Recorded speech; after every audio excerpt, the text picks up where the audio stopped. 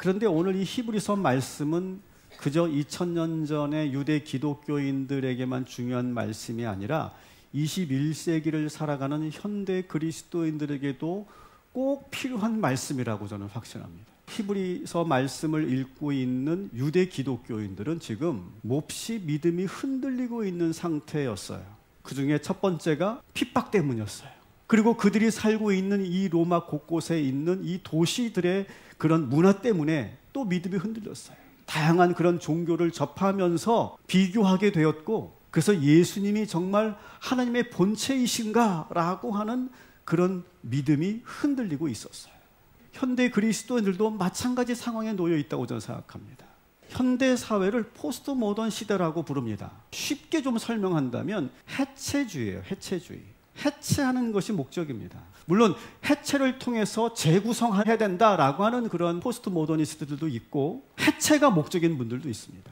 이 포스트 모더니즘을 무조건 기독교가 비판만 해서는 되지 않습니다. 우리는 더 많이 알고 공부해야 될 필요가 있는데, 그렇지만 오늘은 우리가 좀 더 비판적인 관점에서 오늘 이 포스트 모더니즘을 보려고 합니다.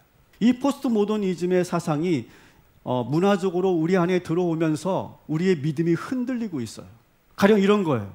예수님이 정말 하나님이신가? 내가 믿는 기독교가 정말 유일한 진리인가? 기독교만이 진리라고 주장하는 것은 너무 배타적인 입장이 아닌가? 배타주의가 아닌가? 교회가 이 시대에 꼭 필요한 것인가? 굳이 교회를 나갈 필요가 있는가? 나는 신이라고 하는 존재는 믿지만, 인정하지만 나는 어떤 특정 종교에 나는 매이고 싶지 않다. 나는 교회나 어떤 교리에 어떤 교단에 매이지 않고 나는 그냥 자유롭게 신앙생활을 하고 싶다. 이런 생각을 여러분들이 한두 번쯤 해보셨을 거예요.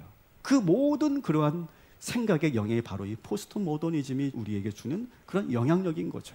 그러다 보니까 그리스도인들이 정체성이 약해집니다. 확고한 믿음이 흐려지고 교회에 대한 소속감이 느슨해지는 그런 영향을 우리가 받고 있는 것이죠.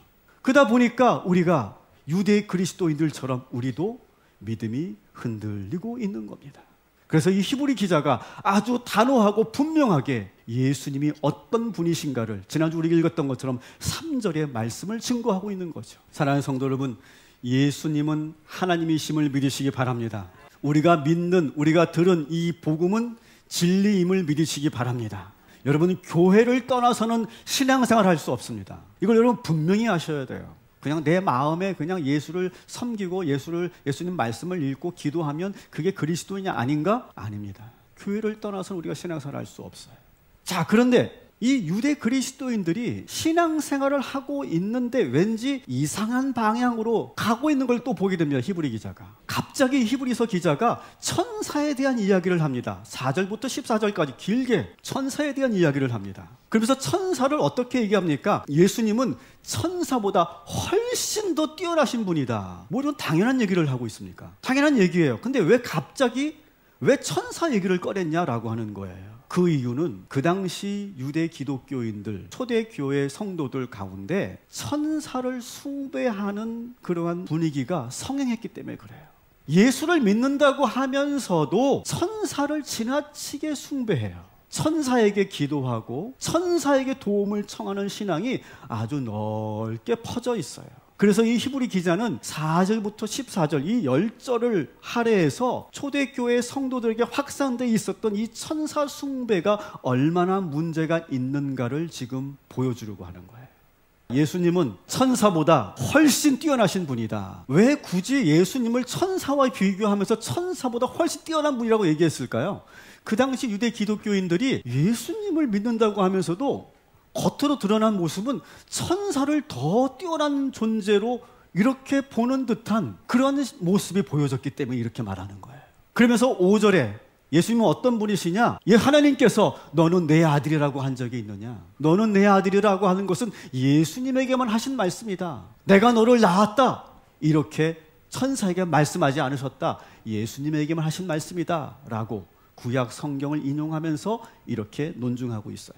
세 번째는 천사들에게 나의 맏아들 예수를 경배하라 라고 명령하셨지, 천사들은 그저 바람이고 불꽃일 뿐이다 라고 또 논증하고 있습니다. 그리고 마지막 이렇게 14절에 결론을 맺죠. 천사는 예수님을 섬기라고 보낸 존재일 뿐이다. 숭배의 대상이 될 수 없다. 이게 히브리 기자의 결론이에요. 아주 긴 분량을 할애해서 천사 숭배에 대해서 지금 문제를 제기하고 있는 거예요.